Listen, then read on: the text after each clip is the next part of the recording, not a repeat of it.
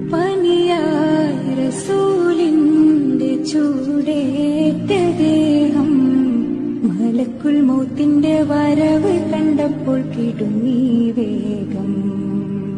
പതിയെ പിടിക്കും റസൂലെന്ന നാദം മനസ്സിൽ പറഞ്ഞ് മലരമുത്തിനെ നോക്കിയ നേരം ഉലയാത്ത ഉമറും ഉടയുന്ന കണ്ടു.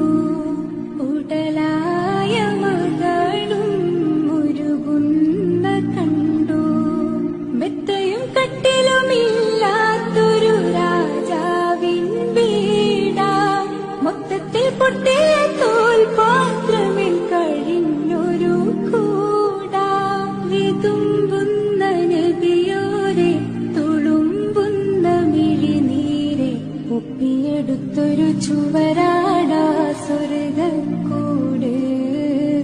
ഒപ്പിയെടുത്തൊരു ചുവരാടാ സ്വർഗക്കൂട്.